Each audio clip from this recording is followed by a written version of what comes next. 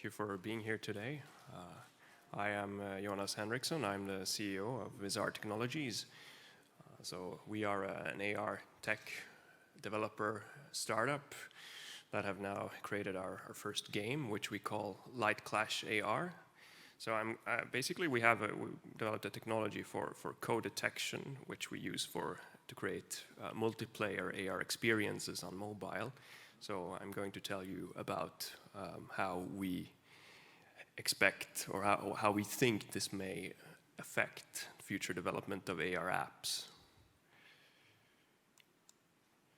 So first, to speak about AR gaming generally and its impact, I like to put this in the context of thinking back, like how do people play? Well, if I think back on when I was a child, I used to play with my friends outdoors all the time. And I think it was the same for most of the people that are here today. But if you consider children and teenagers today, then most of the time when they play, they are in front of a screen, sitting and basically not moving by themselves. So this may have some negative health effects over time, and it might also not be the most satisfying way to play. So we believe that there's a lot to gain in augmented reality apps, because augmented reality has the potential to bring you outside and to have people play together. We've seen many examples of where this is the case. Now, if we look at the sort of from a helicopter perspective, what are the approaches to create augmented reality apps? So we take Pokemon Go as an example, the most successful AR game. It really had this wonderful effect of getting people outside and walking a lot, and actually people who don't know each other, they would meet and then play the game together, which is quite an impressive feat. This is a GPS or geolocation based technology. So it's basically about people walking around and interacting with digital content. However, what we feel is lacking here is that there is no interaction directly between the players. And the reason is that there is no technology to achieve that that's been established. Second successful augmented reality gaming approach, detection of planes. Basically, if we look at Swiftshot from Apple or Angry Birds as a reincarnation of a classic, you can basically use your phone can detect a table, for example, and then it can put a race track or some wooden blocks that you need to topple over with a ball. But you could also detect the ground and put a fishing pond there. But these are all somehow very, very similar approaches to create a game, and it's nice, but at the same time it feels like maybe augmented reality can be more than just using floors and tables as projection surfaces.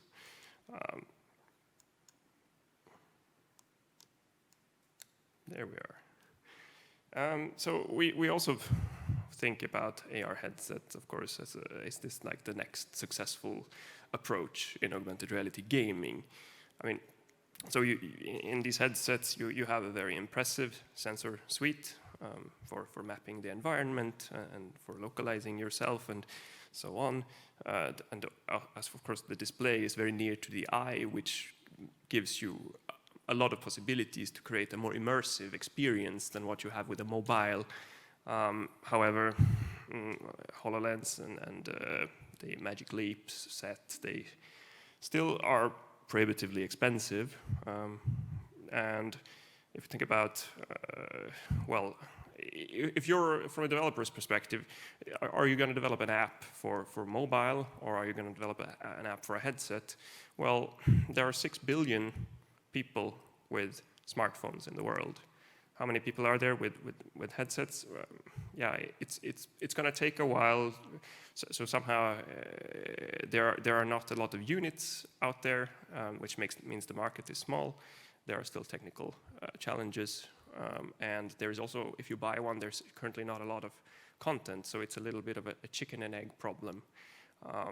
And it's also, even if you have an affordable headset, it takes a long time to produce 6 billion units, right? So it takes a long time to catch up with the mobile market.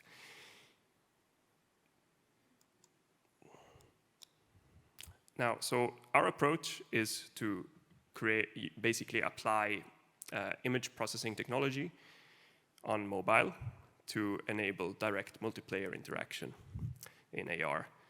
And this creates basically a new type of interaction where you can detect each other, you can directly interact, for example, in a type of laser tag game that I will show you a video about now. This is our game, Light Clash AR.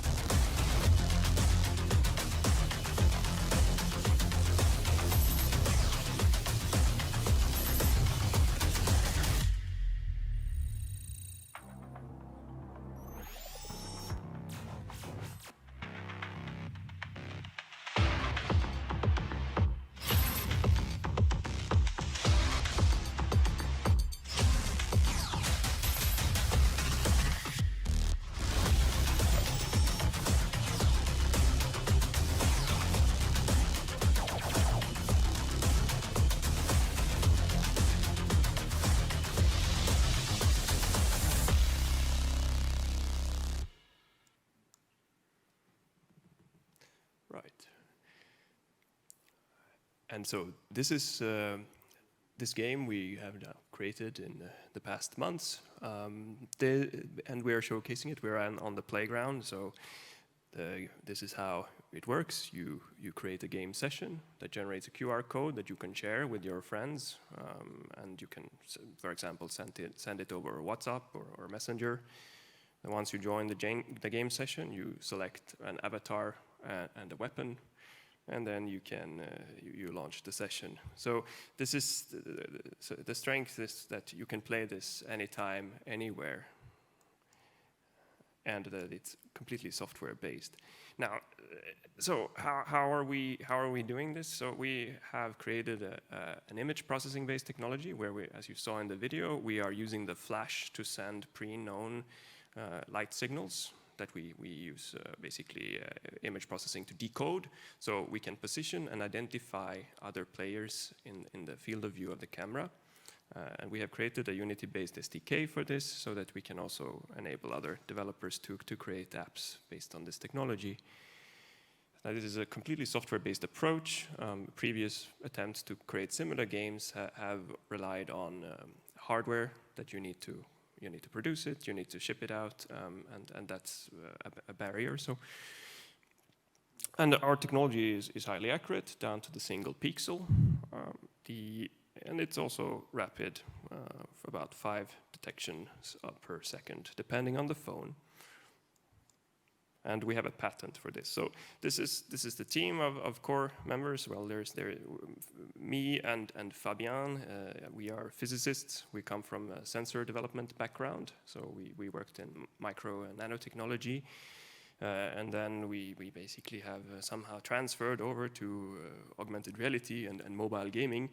Then we are working together with our Lupa, with Arman. He's heading I think a developer company that is developing AR apps, and Marcus and Daniel are marketing and social media experts. Now, I want to compare with other technologies for basically how you could position someone else in a space for an AR application. And we spoke before about geolocation in the case of Pokemon Go. So if you think about that you have two phones and you need to basically determine the other one's position in your field of view, then you need to first know where you are. So basically, you need to know where you are looking. This means 6 degrees of freedom, well, 3 coordinates, and then 3 angular coordinates. So basically, you need, and then you also need to know 3 positional coordinates for the other phone to be able to place it. And this means that so if you want to enable this through geolocation, basically first you will use GPS to get your coordinate, and then you will use the geomagnetic field sensor, which is a MEMS device in the phone, to determine where north is, and then you get 1 degree, 1 angular degree of freedom solved.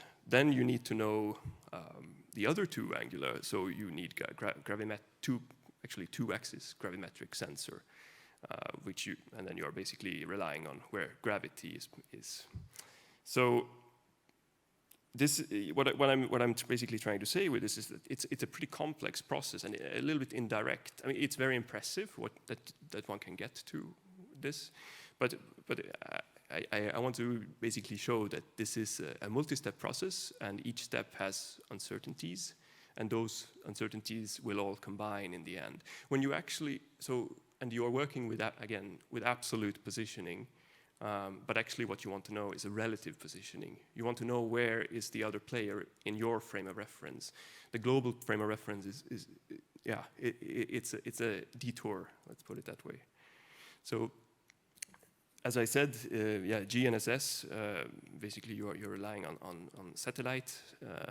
So you're actually, these satellites transmit a message with a time tag, so they know where they are. So you know when you receive the message, so you can calculate the distance to them, and then you can triangulate your position.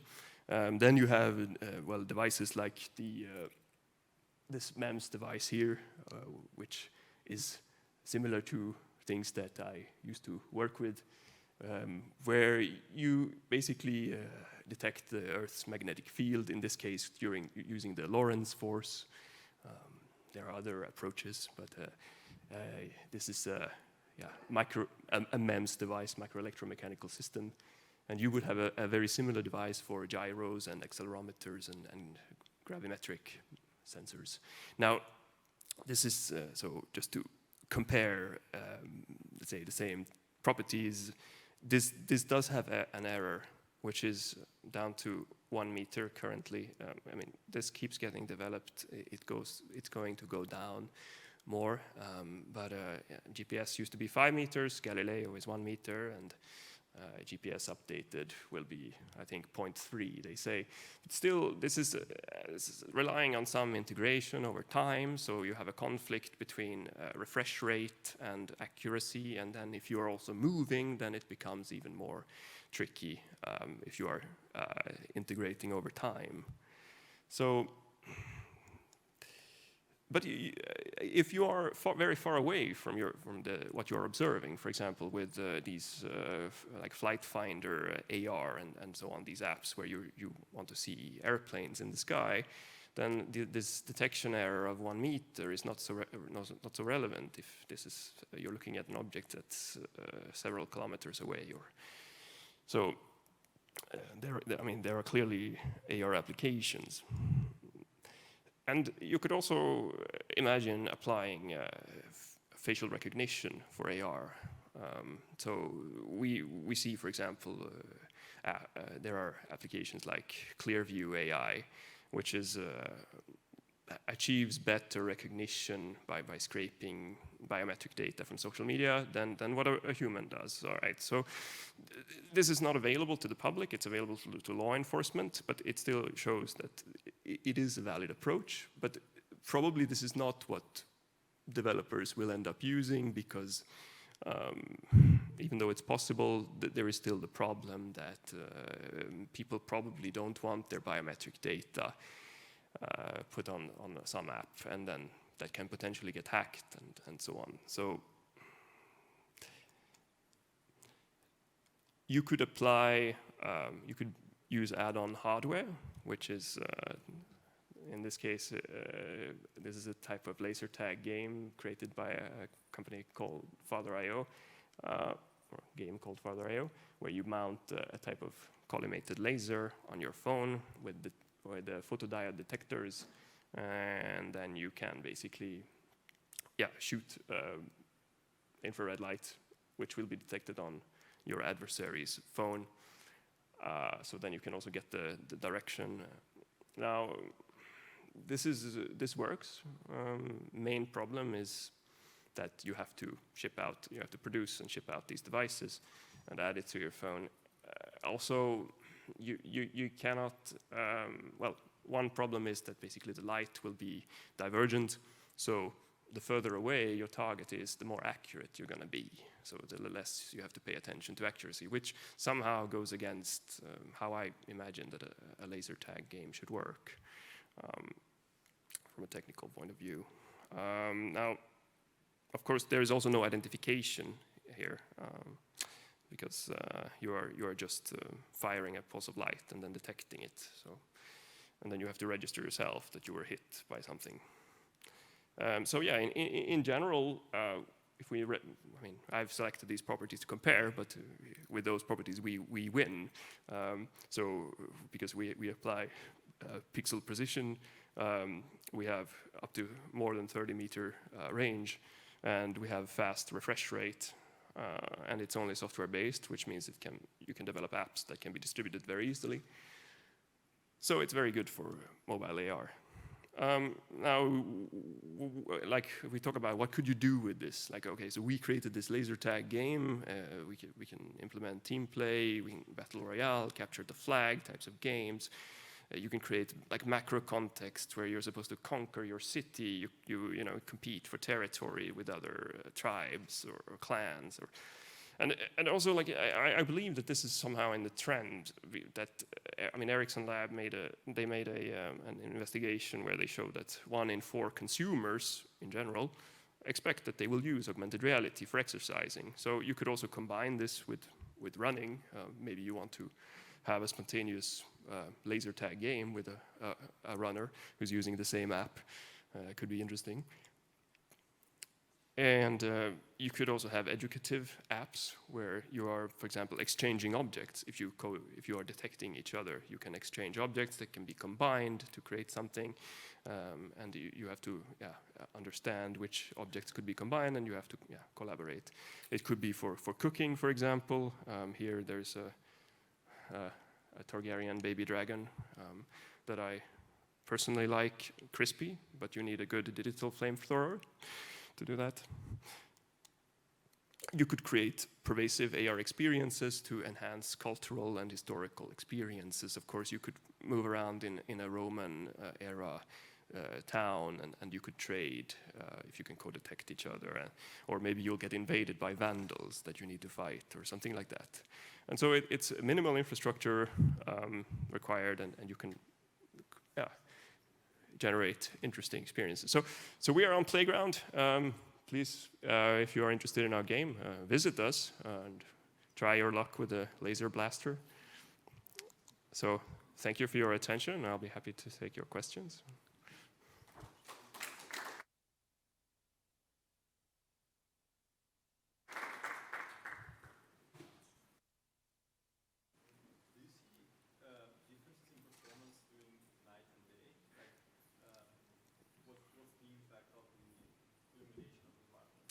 Okay, so whether there is a difference in performance between night and day, so yes, there is a difference. So when I say 30 meters, this is typically in day, and in the night, you can probably go much further. We haven't quite tested the limits, but at least 50 meters, probably more. And again, will be camera dependent. It will be partially resolution dependent, yeah. So yes.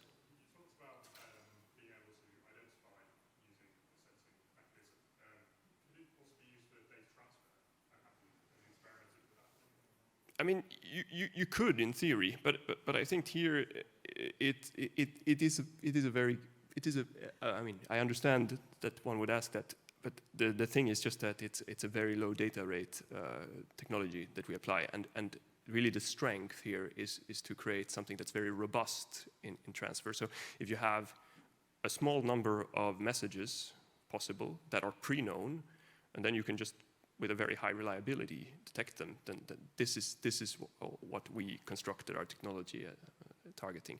So in theory, yes, probably not very performant. Yes, please. So in order to detect light flashes, I think the phone should be oriented in the way that the flashlight shines into the other camera, right? So then is laser tag the optimal game for this? Because sometimes you're getting shots in the back and it won't really work. So isn't it more suitable for like tabletop gaming as well? Yeah, one could do something like that, and it's right that it's a weakness that we need line of sight with the phone and not line of sight with the person. And obviously we have some ideas how we could fix that, how we could work around that. I would say the most crude way would be to add a hardware device, like we could put just some emitter on, like you wear on a headband or something, or like on your back. But then we walk away a little bit from our other strength, which is that we are completely software based. So yeah, there might be other applications that are more suitable. Yeah, that's right. Other questions? Oh, yeah, sure. How many players can you support? So right now we can support 3 players, and we are working to scale this up to 12 players. Yeah. Yes?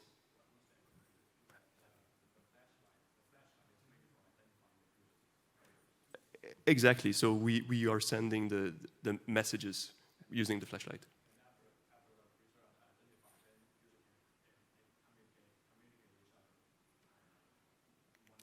Well, so the pre-known signal is basically used to identify who is who. So when the game is initialized, you associate a specific light pattern with a specific user. And so after that, you just need to develop that or detect that signal, and then you can associate that signal with that identity. So an avatar and with everything. So that's how it works. Yes. Do you have any device requirements? How old can I go? Yes, and that changes a little bit as we develop further. But at the moment, we say basically iPhone X is good, and anything newer than that is good. And it's very good that basically.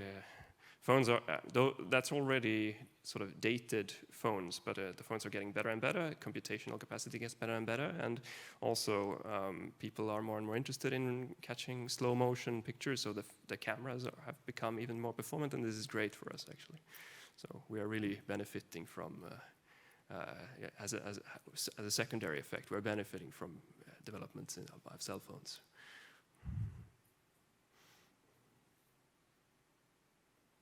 Oh, sorry. If you would have a technology that would be able to tag the device position to an accuracy of a few centimeters, would that help to share that position across the space in a co-aligned space? And maybe make the flashlight visibility not necessary? So that sounds interesting. If you have a device like this, I mean, I'm interested to look at it. So you would have an add-on device, basically. Is that? No, actually, we have a technology which is doing that vision-based, computer vision-based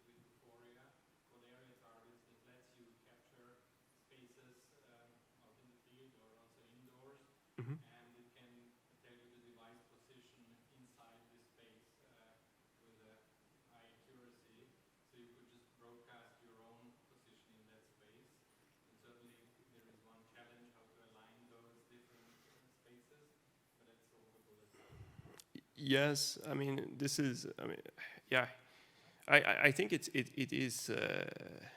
is also an interesting approach, and I, I, I suspect it might get back to that the weaknesses might go back to uncertainties in the angular degrees of freedom, but maybe that is being resolved. I think we still need to see an example of where multiplayer AR experiences work with that approach. No, I totally like your approach to do the synchronization and identification. Mhm. Maybe for the pose you could kind of use something like that to have even a better experience to what you have now. Yes, yes. But do I get a light then for that? You need to scan the environment and get localized. In your solution, you don't need to do that. Yeah, that's also a point. Yeah, true. I think most of those SLAM approaches are you need to actually do training before. So,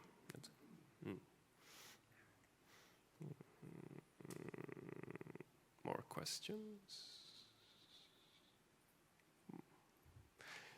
Well, if not, I'm apparently over time, so thank you very much for your attention and questions. So happy to discuss with you later if you have more questions. All right, thank you.